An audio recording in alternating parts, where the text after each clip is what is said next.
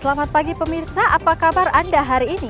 Senang sekali dapat menjumpai Anda dalam berita Papua hari ini. Saya Yuni Rumbarar bersama tim redaksi telah menyiapkan sejumlah berita menarik dan aktual untuk Anda. Berikut 3 berita utama.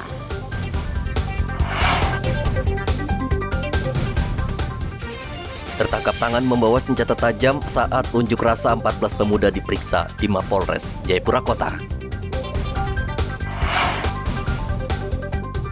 Warga Merauke yang mendapat bantuan langsung tunai subsidi BBM harus antre sejak pukul 5 subuh.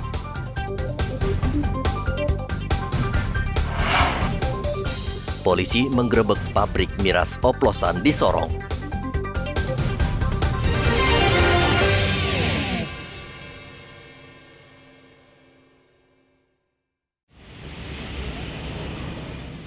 Kepolisian Resor Jayapura Kota dan Polres Jayapura menangkap 14 pemuda yang membawa senjata tajam dan minuman keras saat unjuk rasa menentang penetapan tersangka terhadap Gubernur Papua Lukas NMB. Polisi menunjukkan barang bukti belasan senjata tajam pendek maupun panjang serta panah yang disita saat unjuk rasa Selasa lalu. Wakapolda Papua Brigjen Ramdhani Hidayat mengatakan ke-14 pengunjuk rasa itu akan dibina dan dipulangkan ke keluarganya. Kita memberikan sekat secara ketat dan ditemukan beberapa oknum yang akan melaksanakan demo dengan damai dengan membawa perlengkapan dan peralatan yang tidak ada dalam kesepakatan. Contoh, kita bersepakat dilarang membawa senjata tajam, senjata api, kemudian alat-alat perang dan lain-lainnya, termasuk mabuk, minuman keras, dan sejenisnya. Kemudian dari pendekatan tersebut, dari aparat TNI Polri, sekali lagi kami ucapkan dari Bapak Danrem yang juga membantu kami, kita dapati beberapa senjata tajam, baik itu dari badik, pisau lipat, kemudian ini ada pisau dapur, ada parang, ada kapak, ada busur dan panah, ada minuman keras, sampai bom molotov dan ketepel. Bom ikan, mohon maaf, bom ikan. Kalau di sini namanya dopis. Ini sangat berbahaya, karena itu bisa kita amankan. Dan Rem 172 Prajawira Yakti Brigjen Jo Sembiring mengatakan aparat TNI Polri akan mengevaluasi temuan belasan senjata tajam dan 1 bom ikan. Kegiatan kemarin bisa berjalan lancar, tentunya ada kerjasama dari banyak pihak, termasuk yang pasti TNI Polri sendiri, itu sudah pasti kami yakini itu. Kapolres dan ini nggak tidur 3 hari itu. Saya kelihatan, makanya tadi malam saya telepon mati HP-nya, tidur dulu katanya, sudah aman. Jadi itu, kemudian yang kedua tentunya kerjasama dari masyarakat. Banyak tokoh-tokoh agama, tokoh adat yang sudah juga menghimbau untuk demo damai. Bahkan yang menghimbau untuk tidak melakukan aksi longmas. Jadi kemarin kita evaluasi, longmas tidak ada, tetapi ada konvoy. Dan itu semua dalam pengawalan. Kita berterima kasih untuk itu. Ke depan tentunya kami mengevaluasi dengan Polri apa kekurangan yang kemarin, termasuk yang ada di depan kita ini. Dan kita yakini sekali, kan tidak ada ikan di Taman Imbi toh. Adakah tidak? Berarti ini kan tidak benar. Sementara itu praktisi hukum yang juga dosen hukum pasca sarjana STIH Biak, Anton Raharusun, menilai KPK harus tegas dalam menangani kasus dan tidak tebang pilih. Tindak pidana korupsi ini kan sebagai sebuah tindak kejahatan atau tindak pidana yang dianggap sebagai extraordinary crime. Nah, oleh karena itu dalam hal penanganannya pun itu memang harus betul-betul ekstra bukan saja ekstra hati-hati dalam penegakan hukum, tetapi tentu saja dilakukan dengan cara-cara yang luar biasa.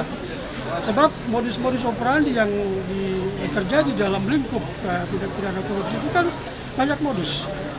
Ya kan, nah oleh karena itu aparat penegak hukum juga, baik itu polisi maupun jaksa maupun KPK dalam hal ini, maka mereka harus menjadi bagian penting di dalam proses penegakan hukum itu.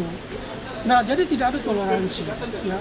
Kalau kemudian ada perlakuan khusus terhadap satu tindak kejahatan yang berkaitan dengan tindak pidana korupsi, maka itu akan justru memperlemah penegakan hukum itu sendiri. Karena apa?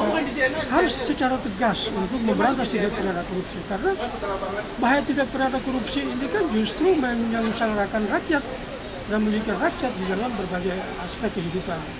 Nah, oleh karena itu kita berharap supaya setiap tindak kejahatan di bidang tindak pidana korupsi ini, aparat penegak hukum terutama KPK sebagai garda terdepan di dalam pemberantasan tindak pidana korupsi itu harus menjadi lembaga yang betul-betul bisa memberikan jaminan terhadap penegakan hukum dalam konteks tindak-tindak pemberantasan tindak pidana korupsi. Ya, jadi ya kita berharap jangan ada perlakuan istimewa terhadap. Sementara itu, situasi di kota Jayapura saat ini sudah kembali normal. Sejumlah sekolah yang sempat tutup sudah dibuka kembali dan aktivitas ekonomi sudah normal. Selasa lalu, ribuan massa dari Koalisi Rakyat Papua berunjuk rasa di Taman Imbi, kota Jayapura. Massa meminta Komisi Pemberantasan Korupsi KPK segera mencabut status tersangka Lukas NMB dalam dugaan korupsi gratifikasi senilai 1 miliar rupiah. Hendra dan Arthur melaporkan dari kota Jayapura, Papua. Ini 2015. Wakil Ketua 1 Dewan Perwakilan Rakyat Papua Yunus Wonda membantah pernyataan Menteri Koordinator Bidang Politik Hukum dan Keamanan Menko Polhukam Mahfud MD yang menyebut Badan Pemeriksaan Keuangan BPK selama ini tidak berhasil memeriksa keuangan di Papua. Menurut Yunus, pernyataan Menko Polhukam tidak benar karena sejak 2014 hingga 2021, Papua mendapatkan status wajar tanpa pengecualian alias sebagai provinsi yang dinilai baik dalam mengelola keuangan oleh BPK. Saya pikir itu keliru dan itu salah. Karena kami sebagai pimpinan DPR, pimpinan lembaga, ya, menerima resmi dalam sidang paripurna yang diikuti oleh seluruh publik. Karena itu diserahkan dalam sidang paripurna yang langsung disiarkan langsung. Sampai terakhir kemarin itu masih posisi WTP. Artinya sudah 7 kali itu status keuangan pemeriksaan hasil pemeriksaan BPK itu posisi Papua adalah wajar tanpa pengecualian. Ini prestasi yang luar biasa yang kami lihat. Jadi kalau ada kalimat disclaimer, saya pikir itu dari yang mana, tahun berapa ada disclaimer. Kami minta supaya Pak Mahfud bisa menjelaskan kepada kami. Di tahun berapa Pak Gubernur Pak Lukas NMB punya pemerintahan itu, dalam audit itu ada disclaimer. Tidak ada disclaimer. WTP mulai dari 2014 sampai 2021 kemarin hasilnya masih posisi WTP. Yunus menambahkan dalam kasus Gubernur Papua tidak ada kaitannya dengan predikat yang diberikan BPK selama 7 tahun berturut-turut. Menko Polhukam bersama PPATK dalam konferensi pers 3 hari lalu membeberkan ada 560 miliar uang tunai yang disetorkan di kasino Singapura dan Filipina. Mahfud MD juga menyatakan BPK kesulitan mengaudit keuangan Provinsi Papua sehingga mendapat predikat disclaimer. Hendra melaporkan dari kota Jayapura, Papua.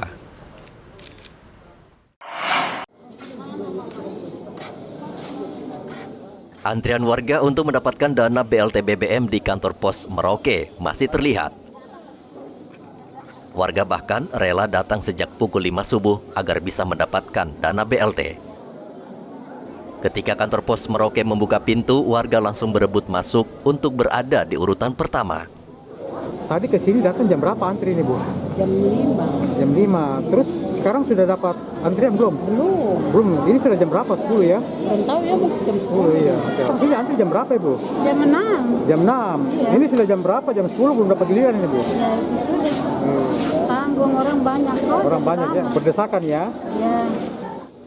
Sejak 5 hari lalu, kantor pos membagikan dana BLT BBM kepada warga dan Rabu kemarin merupakan hari terakhir.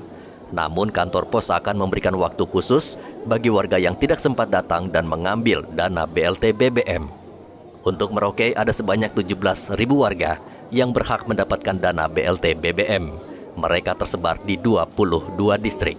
Muhammad Ridwan melaporkan dari Merauke, Papua.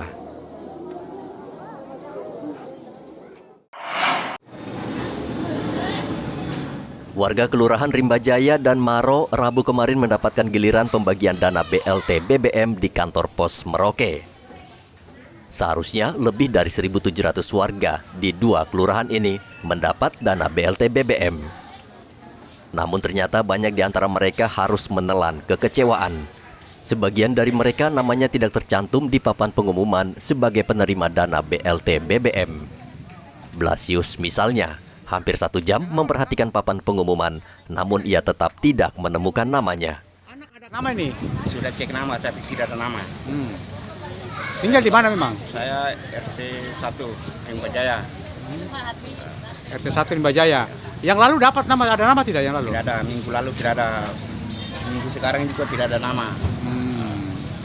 Selama saya tinggal di Merauke ini tidak pernah dapat. Tidak pernah dapat. Sudah cek di kelurahan?